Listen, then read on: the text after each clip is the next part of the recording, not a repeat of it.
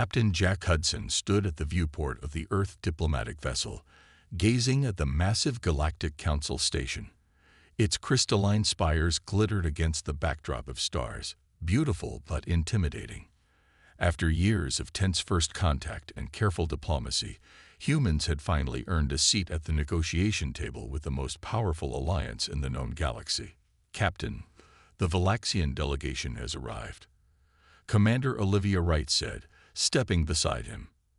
Her uniform was perfectly pressed, her posture military straight, despite the diplomatic nature of their mission. "Right on schedule," Jack nodded, "and already making a show of it."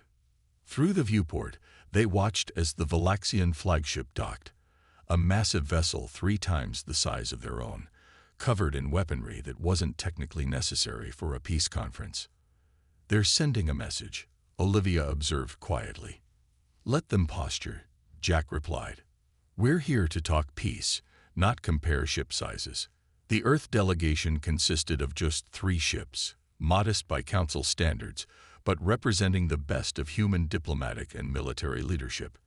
Ambassador Ella Rogers had spent months preparing for these negotiations, working to secure humanity's place among the stars without sacrificing their independence. Jack checked his watch. "Time to put on our friendly faces." The docking procedure went smoothly, and soon the human delegation was walking through the grand halls of the Council station. Representatives from 12 spacefaring species lined the path, some with expressions of curiosity, others with barely concealed disdain. The main chamber was a vast amphitheater, with delegates arranged in concentric rings.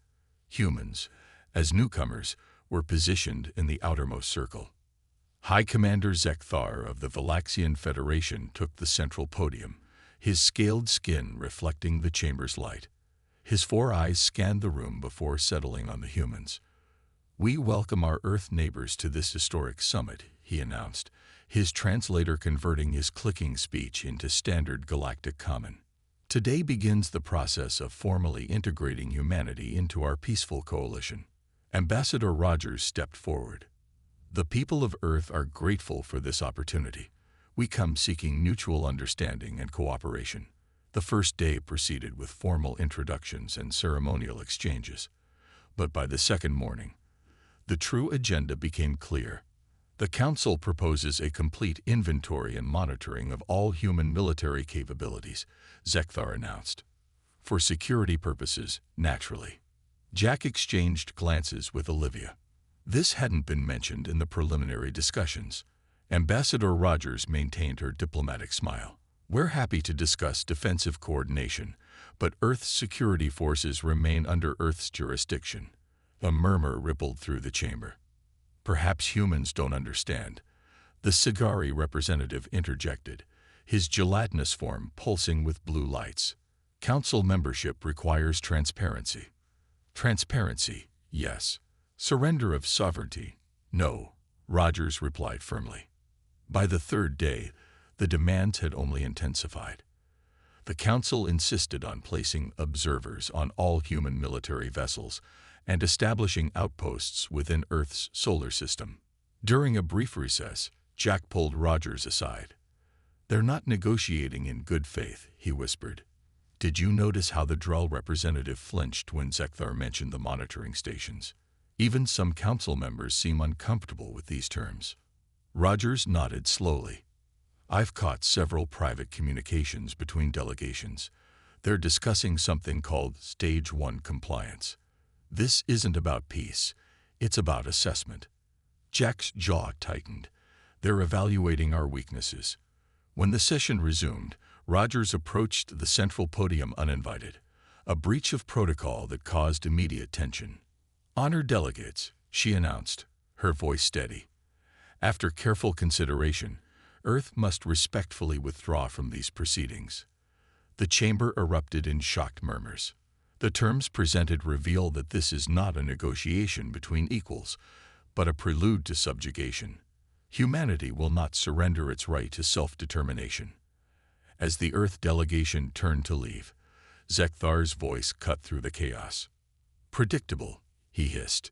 "Primitive species always choose conflict over cooperation. Jack paused at the exit and looked back. No, Commander. We choose genuine peace over disguised conquest. There's a difference. The doors sealed behind them as they departed, leaving the council in disarray. Lieutenant Daniel Carter moved through the crowded streets of New Haven Colony with purpose. The civilians around him went about their daily business, unaware of the orders he carried. His comm unit buzzed softly against his wrist. "Lieutenant, status report," came Admiral Harrison's voice. "Phase 1 underway, sir," Daniel replied quietly. "Population records indicate 12,000 civilians on New Haven. Essential personnel are being notified first." "Good. Remember, no public announcements. No mass panic." Daniel continued to the colony's administrative center, where he met with the civilian governor. Behind closed doors, he delivered the coded message that initiated the silent evacuation. "Priority Omega," Daniel explained. "We have 72 hours to relocate all non-essential personnel. The official story is infrastructure upgrades." The governor's face paled. "They're coming, aren't they?" Daniel simply nodded. Across human space, similar scenes played out. Earth's colonies began subtle evacuation procedures. Families boarding transport ships with limited belongings, critical infrastructure being backed up and transferred off-world. To any watching eyes, it appeared to be routine maintenance and civilian transport. On Earth, the defense fleet reorganized. Ships publicly announced standard patrol routes, but followed completely different flight plans once beyond tracking range. Admiral Paul Harrison directed this shadow dance from his underground command center beneath the Pacific Ocean. "Our intelligence confirms it," Intelligence Officer Natalie Green reported, displaying star charts marked with Council fleet movements. "The Valaxians have repositioned 3 battle groups at these coordinates. Their attack vectors align with our outer colonies." Harrison studied the projections. "And the Council's official position? They're publicly calling for humans to return to negotiations," Natalie said. "Meanwhile, their ships move into attack formation." Harrison's expression hardened. "Initiate Protocol Midnight. Full communications blackout starting now." Throughout human territory, military channels went silent. Civilian networks continued to operate, creating the illusion of normal activity, while masking the defense preparations underneath. On the Galactic Council station, confusion spread among the delegates. Human representatives had disappeared from diplomatic channels. Monitoring stations reported Earth ships apparently retreating from contested regions. "They cower," High Commander Zekthar announced to the Council. As expected, humans lacked the resolve for prolonged conflict. But not all Council members were convinced. A Drell scientist named Siv Nera approached her quarters with caution, checking for surveillance before activating a hidden communication device. The Valaxians pushed for immediate military action. She whispered into the secure channel. 13 Council species have committed ships to the invasion fleet. 3 of us have refused." On the receiving end of this transmission was Commander Olivia Wright, now aboard an unmarked vessel at the edge of human space. "Thank you for the warning," Olivia replied. "Are you and your people safe?" "For now. But those who question Zekthar have a way of disappearing." "Siv," Nera paused. "There's something else. The Council believes human technology is decades behind their own. Is this accurate?" Olivia's lips curved into a slight smile. "Let's just say our diplomatic openness had certain limitations." Meanwhile, in the Horsehead Nebula, far from official human territory, Captain Jack Hudson supervised final preparations on a fleet of vessels that officially didn't exist. These ships bore no markings, their hulls constructed with materials that absorbed rather than reflected sensor scans. "All stealth systems operational," reported his engineering chief. "Quantum comms network is stable." Jack nodded, watching as the stars around them seemed to shimmer and bend as the first ships activated their displacement fields. "The Council thinks we're retreating," Jack said quietly. "They see what they expected to see. Humans running scared, abandoning our outer territories to save our homeworld." He looked at the tactical display. where red markers indicated the advancing Council fleet. "Let them come," he whispered. "Let them believe." The Valaxian flagship Eternal Dominion led the Council invasion force toward New Haven, humanity's largest outer colony. High Commander Zekthar stood on the command deck, his 4 eyes narrowed in anticipation as they dropped out of faster-than-light travel. "Scan for defensive emplacements," he ordered.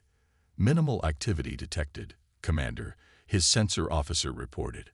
"No military vessels within detection range. Civilian ships appear to be conducting standard operations." Zekthar flicked his tail with satisfaction. "As expected. Begin landing procedures for the occupation force." The first wave of Valaxian dropships descended toward the colony's main settlement. Surface scans showed ordinary activity. Vehicles moving along roads, power signatures from buildings, communications traffic. Yet something felt wrong. "Commander," the communications officer called out, confusion in his voice. "We're receiving automated responses from the colony's traffic control, but no actual controllers are responding to direct hails." Zekthar was about to reply when the first dropship exploded in mid-descent. Then another. The command deck erupted in chaos. Hidden defense turrets. Someone shouted, "They're automated." The colony below suddenly transformed. Buildings split open to reveal weapon emplacements. What had appeared to be parked vehicles activated, revealing themselves as mobile defense platforms. None required human operators. "It's a trap," Zekthar hissed. "Where are the humans?" On the Council support vessel Righteous Path, Admiral Vox of the Sigari studied the sensor readings with mounting concern. "The colony appears to be empty." His aide checked the data again. "Confirmed, Admiral. No biological signatures detected on the surface. The entire colony was evacuated." "But our intelligence indicated a population of 12,000, Vox protested.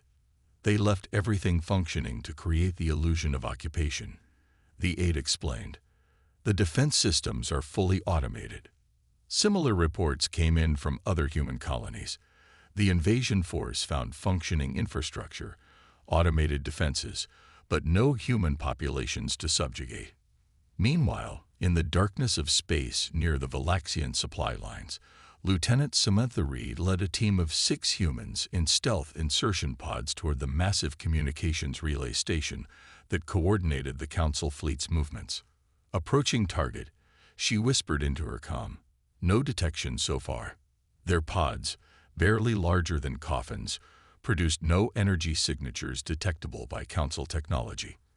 The material of their hulls absorbed scanner waves rather than reflecting them. The team attached to the exterior of the station, cut through an access port, and slipped inside. Within 20 minutes, they had reached the central control room. "In position," Samantha reported. "Beginning data extraction." While 2 team members downloaded the Council's battle plans and fleet positions, Samantha placed small devices throughout the control center. "What are those?" asked one of her teammates. "A little gift from R&D," she replied. "Quantum entanglement disruptors. They'll scramble their communications without them understanding why." On the Eternal Dominion, Zekthar received increasingly disturbing reports from across the invasion front.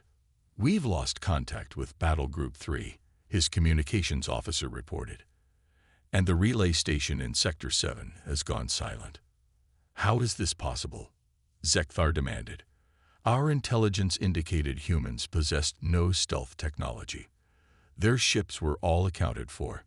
A junior officer approached cautiously. "Commander, we've analyzed debris from one of our destroyed scout ships.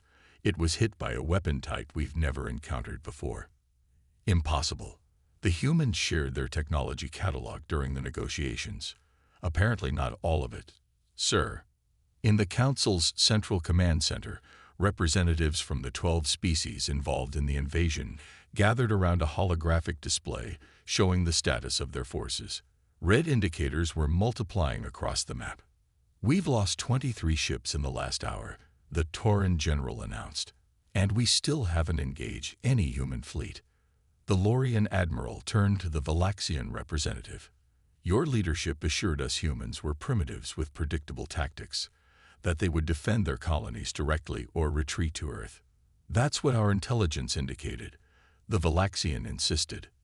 Then your intelligence was wrong, the Lorian replied coldly. It appears we never actually knew humanity's true capabilities. Outside the station's viewport, a shadow briefly passed across the stars. No alarms sounded. No sensors detected anything unusual.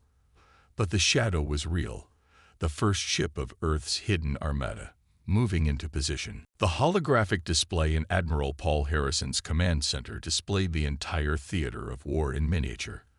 Red markers showed Council forces, blue represented Earth's visible assets, and green indicated the positions of humanity's hidden fleet. The green markers were now moving into strategic positions throughout Council space. The shadow break is in position, a communications officer announced. Captain Foster reports all systems operational. Admiral Harrison nodded, his weathered face illuminated by the glow of the hologram. It's time. Activate all dormant outposts. Authorization. Prometheus Protocol. Across Council space, in seemingly empty regions, abandoned asteroids, and uninhabited moons, human installations that had sat dormant for years suddenly powered up. These forward operating bases had been established in secret during Earth's early explorations, positioned within striking distance of key Council worlds and infrastructure. Captain Greg Foster stood on the bridge of the EDF Shadowbreak, the flagship of Earth's classified deep space fleet. Unlike the conventional vessels known to the Council, Shadowbreak was built with technology humans had deliberately kept hidden during all diplomatic exchanges. All stealth systems functioning at optimal levels, his tactical officer reported. Council sensors show no indication they've detected us. Greg studied the tactical display. Position us behind a Valaxian supply convoy. Prepare to execute Strike Plan Delta on my mark. The massive ship moved silently through space, its hull absorbing rather than reflecting scanner waves. Its propulsion system left no energy wake, making it effectively invisible to conventional detection methods. On the Council command vessel, alarms suddenly blared. Multiple unknown contacts appearing throughout our territory. A sensor operator shouted, They're everywhere." The tactical display showed new contacts appearing simultaneously across dozens of sectors. Supply depots reported attacks. Communication relays went dark. Defensive installations faced enemies that seemed to materialize from nowhere. "How did they get past our border defenses?" demanded the Siguri admiral. A Drell observer stepped forward. "They didn't. These bases were already here, likely for years." In a secured section of the command center, Sivnera and a small group of Drell scientists worked frantically, providing Earth forces with critical intelligence through quantum-entangled communicators. Technology the Council believed was theoretical at best. The Valaxian command structure operates on a hierarchical network, Sivnera explained through the secure channel. Their primary command nodes are located here, here, and here. She transmitted the coordinates directly to Commander Olivia Wright's strike team. Olivia's vessel, the Swift Justice, led a squadron of attack ships toward the Valaxian command hub. Unlike traditional human military vessels, these ships were built for speed and precision rather than brute force. "We have the coordinates," Olivia confirmed. Strike team is prepared for surgical intervention. Her fleet accelerated toward the target, activating their shield technology only seconds before engaging. The Valaxian defenders fired immediately, but their weapons dissipated harmlessly against barriers far more advanced than anything humans had previously demonstrated. "Their shields are absorbing our energy weapons," a Valaxian commander reported in panic. "Impossible. Human shield technology was assessed at less than half our capability." On the Swift Justice, Olivia watched as her tactical officer coordinated the precision strike. "Target their communication arrays only. Minimal casualties, maximum disruption." The attack was executed with surgical precision. Within minutes, the Valaxian command structure was in chaos, unable to coordinate their scattered forces. Back in Earth's command center, Admiral Harrison received the reports with grim satisfaction. All strike teams report success, his aide announced. The Council fleet is in disarray. Harrison nodded. And casualties? Minimal on both sides, sir. Commander Wright's precision, targeting ensured mostly infrastructure damage. Harrison's expression remained solemn. Good. This isn't about destruction. It's about demonstrating capacity and intent. He turned to the holographic display, where Council forces were now scattered and disorganized, their carefully planned invasion falling apart in the face of humanity's hidden strength. Send a message to all Earth forces, Harrison ordered. Phase 2 begins now. Let's show the Council exactly what they failed to learn during their peace talks. Throughout Council space, the hidden human armada emerged fully from stealth, surrounding key military assets in a single coordinated movement. The emergency session of the Galactic Council began in chaos. Representatives shouted over one another as reports of human counterstrikes flooded in from across contested space. The Grand Chamber, normally a model of ordered procedure, had devolved into something resembling a marketplace argument. Order. We will have order. The Valaxian Chancellor pounded his ceremonial staff against the floor, the sound reverberating through the chamber. The room gradually quieted. The human response was predictable. High Commander Zekthar insisted, though his usual confidence seemed forced.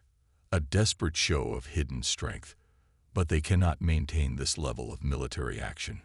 Our combined forces still outnumber theirs significantly.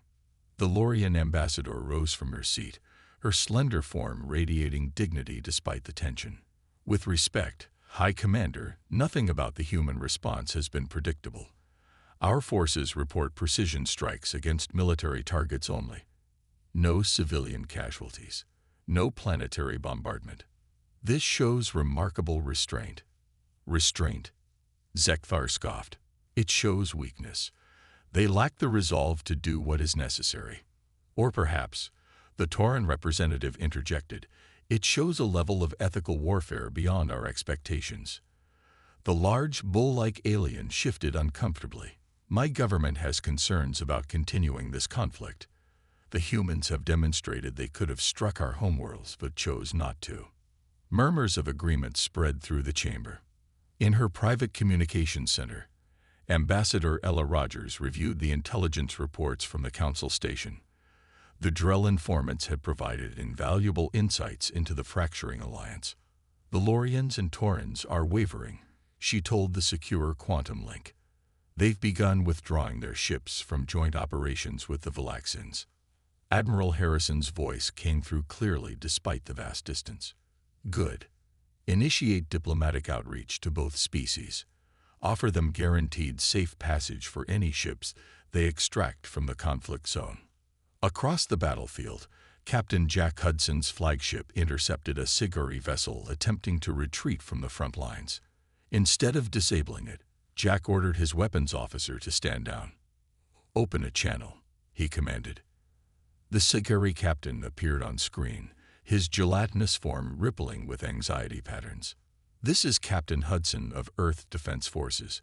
We're aware you're attempting to withdraw from the conflict zone. We'll provide escort to ensure your safe passage. The Siguri captain's translator took a moment to process this unexpected offer. You are letting us leave. This war was not of your choosing, Jack replied simply. Safe passage is guaranteed to any non-combatant vessel. Word of this exchange spread quickly through the Council forces. Within hours, ships from 4 different Council species had broken formation and requested similar arrangements. On the Valaxian flagship, High Commander Zekthar faced a growing insurrection from his own officers. The humans have just released the crew of the Righteous Path, his second-in-command reported, after providing medical care to their wounded. Propaganda, Zekthar snarled. A ploy to weaken our resolve. With respect, Commander, the evidence suggests otherwise. Multiple species now report similar treatment. The humans appear to be distinguishing between the Valaxian leadership and the rest of the Council. They seek to divide us, Zekthar insisted. Perhaps, his officer replied cautiously, Because we were already divided. The Council was never fully informed of your true intentions regarding Earth. Back at the Council headquarters, the Drell representative formally announced their withdrawal from the Alliance. We cannot continue to support an unjustified aggression against a species that has demonstrated both military capability and ethical restraint. The Lorians followed suit minutes later. Then the Taurans. By the day's end, 5 of the 12 Council species had suspended their participation in the war effort. The mighty alliance that had dominated galactic politics for centuries was fracturing before everyone's eyes. Ambassador Rogers watched these developments with cautious optimism. They're beginning to understand, she told Admiral Harrison. Not just our military strength, but our true nature. Let's hope that understanding comes quickly, Harrison replied. Because the Valaxians still control the Council's most powerful weapons, and desperate leaders make dangerous choices. In the darkened command center of the Valaxian dreadnought Inevitable Victory, High Commander Zekthar gathered his most loyal officers. Holographic displays showed the deteriorating military situation. Former allies retreating, human forces advancing on multiple fronts, and communications increasingly compromised. The Council has shown weakness, Zekthar hissed, his scales flaring with anger. If they will not fulfill their duty, we shall act alone. He activated a secure terminal, revealing schematics for a massive weapon. The officers around him fell silent, some in awe, others in evident discomfort. Project Sunfire, Zekthar announced, a gravitational lens capable of focusing and amplifying our ship's energy weapons. When deployed at the coordinates we've identified, it will trigger a cascade reaction in Earth's sun. The resulting solar flare will sterilize their homeworld. Commander, one officer ventured, such a weapon violates the Galactic Accords. This would be genocide. It would be victory, Zekthar corrected sharply. The humans have forced our hand. Begin preparation immediately. On Earth's flagship, Intelligence Officer Natalie Green burst onto the bridge, her usual composure shattered. Admiral, we've intercepted communications about a Valaxian superweapon. They're calling it Project Sunfire. She transferred the data to the main display. They're planning to target our sun. Admiral Harrison studied the intelligence with growing concern. Estimated deployment time: 36 hours, sir. They're moving the components to these coordinates. She highlighted a region in neutral space. It's heavily guarded. Harrison turned to his tactical officer. Options: a direct assault would be costly. Their defensive line is formidable. Then we need another approach. Harrison opened a channel. Get me Lieutenant Carter. Lieutenant Daniel Carter received his orders while overseeing refugee placement on New Haven's sister colony. Within hours, he had assembled a small infiltration team and boarded a modified scout ship with stealth capabilities.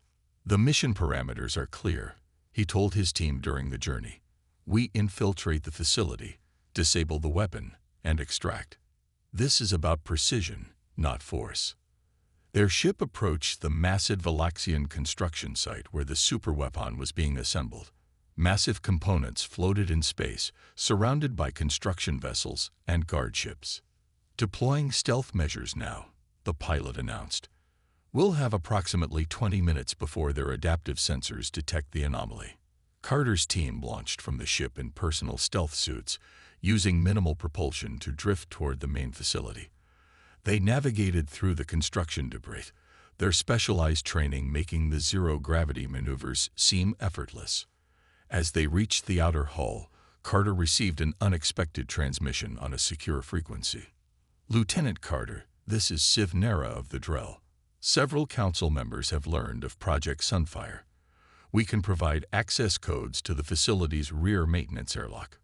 With the Drell's assistance, Carter's team infiltrated the facility and made their way toward the weapon's central control systems.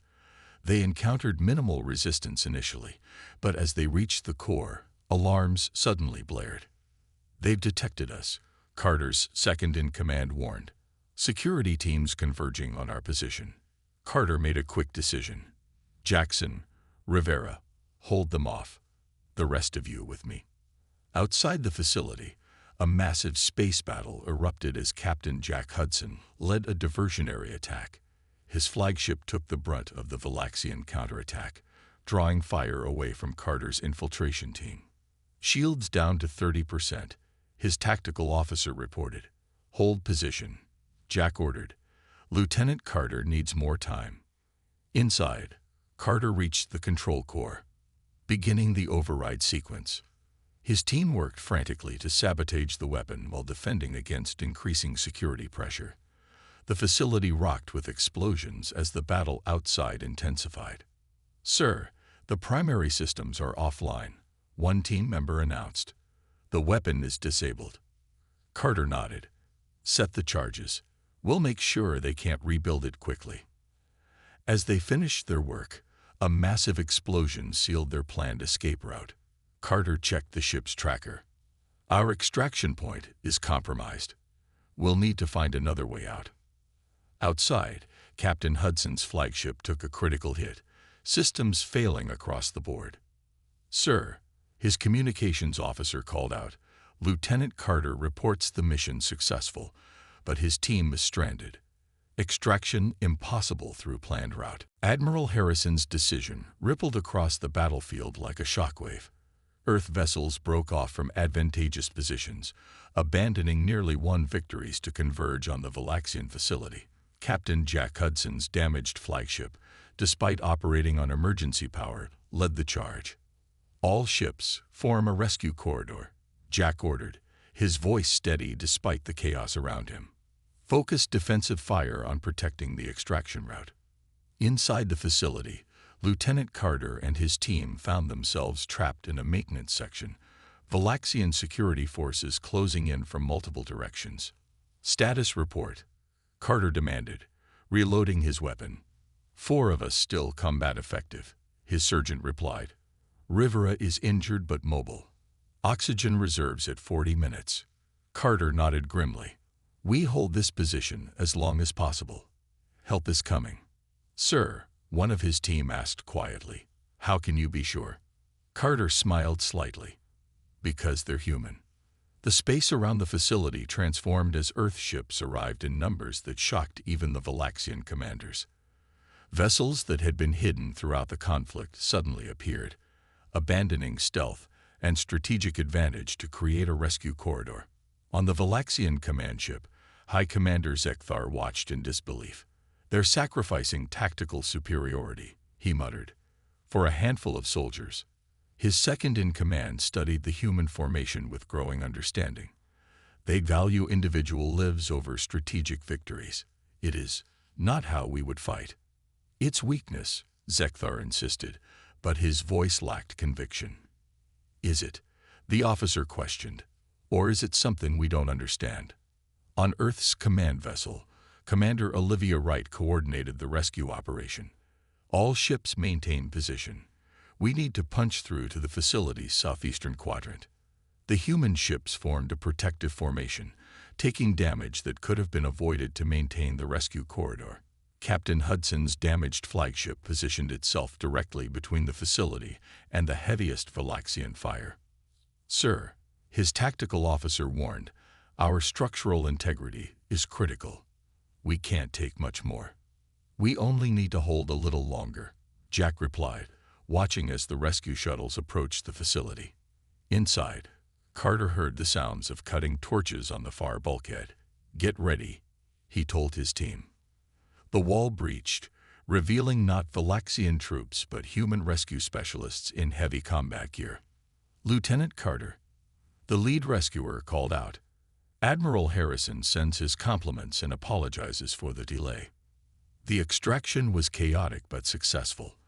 As the rescue shuttles pulled away from the facility, the Valaxian forces began to stand down, their weapons falling silent one by one.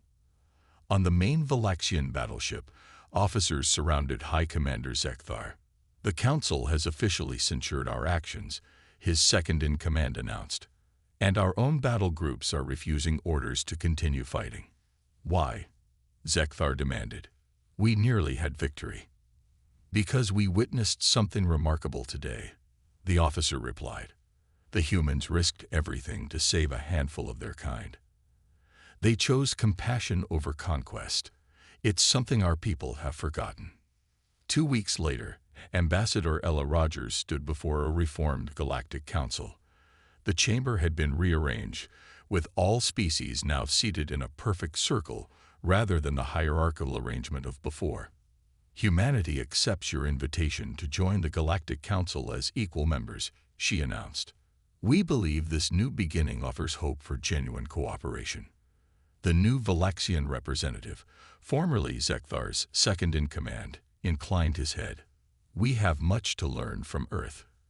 Your people had the power to destroy us, yet chose preservation over vengeance. Captain Jack Hudson and Commander Olivia Wright, standing at the back of the chamber, exchanged glances. Do you think it will last? Olivia asked quietly. Jack watched as representatives from a dozen species engaged in animated but respectful discussion.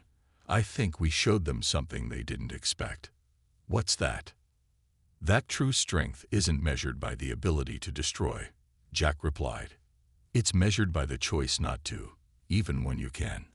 On Earth, Lieutenant Carter received a hero's welcome, though he insisted the real story wasn't about his team's bravery. The remarkable thing wasn't that we completed the mission, he told the gathered crowd. It's that our leaders value our lives enough to risk tactical advantage to bring us home. That's the difference between us and them. That's what the Council finally understands. 5 years after the reformed Galactic Council was established, the Harmony space station orbited Earth as a symbol of the new alliance. Its crystalline spires and alien architecture blended seamlessly with human design elements, creating something unique in the galaxy. Captain Jack Hudson, now Admiral Hudson, walked through the station's grand observation deck with his old friend Lieutenant Carter, recently promoted to commander. Hard to believe how much has changed, Jack said, gazing out at the fleet of ships surrounding the station, vessels from a dozen different species working together in joint exercises. Even harder to believe it all started with us walking out of peace talks, Carter replied with a smile. The two men watched as a group of Valaxian cadets trained alongside human officers. The former enemies now served as each other's most dedicated allies, their complementary strengths creating formidable joint operations teams. Admiral Harrison sends his regards, Carter mentioned. He's overseeing the new Deep Space Exploration Initiative. The joint human-Drell expedition launches next month. Jack nodded approvingly. Sivnera must be pleased. The Drell have wanted to explore the Andromeda approach for centuries. Their conversation was interrupted as Commander Olivia Wright approached, accompanied by the new Valaxian High Commander, Krelvor, formerly Zekthar's second-in-command who had helped end the conflict. The technology exchange program is exceeding expectations, Olivia reported. The Valaxians have integrated our shield harmonics into their defense systems, and our ships now incorporate their faster-than-light improvements. Krelvor's scales rippled with what humans had learned was the Valaxian expression of satisfaction. Our peoples complement each other well.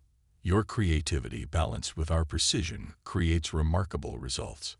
The four moved to a conference room where Ambassador Ella Rogers waited with representatives from several council species. A holographic display showed a massive new threat approaching from outside known space, a swarm of what appeared to be living ships consuming everything in their path. The consensus swarm, Ella explained, an entity unlike anything we've encountered before. Initial contact attempts have failed. They appear to communicate only through mathematics and consume matter to reproduce. Pre-reform, the Council would have attempted immediate extermination, Krelvor noted, or perhaps surrender. And now? Jack asked, though he already knew the answer. Now we have other options, Ella replied. The Joint Species Task Force has developed an approach based on mathematical communication protocols. We believe understanding must precede any other action. Carter studied the display. The old Council would never have survived this threat. Individual species acting alone or through forced cooperation wouldn't have the necessary diversity of thought.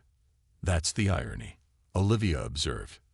The Valaxians sought to conquer us because they feared our differences. Now those very differences may save all our civilizations. Later that evening, Jack stood alone on the observation deck, watching Earth rotate slowly below. Ambassador Rogers joined him, holding 2 cups of coffee. "The Council ratified the first contact protocols today," she said, handing him a cup. "Your suggestions were incorporated into the final document." Jack took a sip. "So we'll face this new challenge with understanding rather than fear." "Just as we learned to do with each other," Ella agreed. Though it took nearly destroying one another to learn that lesson. Below them, lights from Earth's cities twinkled as night fell across North America. In orbit around them, ships from a dozen alien civilizations patrolled peacefully alongside human vessels. "Do you ever wonder what would have happened if we hadn't walked out of those peace talks?" Jack asked. Ella considered the question. "If we had submitted to their demands. The Valaxians would have eventually discovered our hidden capabilities anyway. But without the opportunity to demonstrate our values alongside our strength." She let the thought hang unfinished. Jack nodded in understanding. It wasn't just showing them we could fight that changed things. It was showing them how we choose not to. As they spoke, a notification appeared on the nearby display. The mathematics team had established preliminary communication with the consensus swarm. The first exchange was simple but promising. "And so it begins again," Ella said. "Another first contact. Another chance to get it right." Jack smiled. "But this time, we do it together." The station hummed with activity as representatives from all Council species gathered to face this new challenge, not as conquerors or subjects, but as equals united by the lessons humanity had taught them.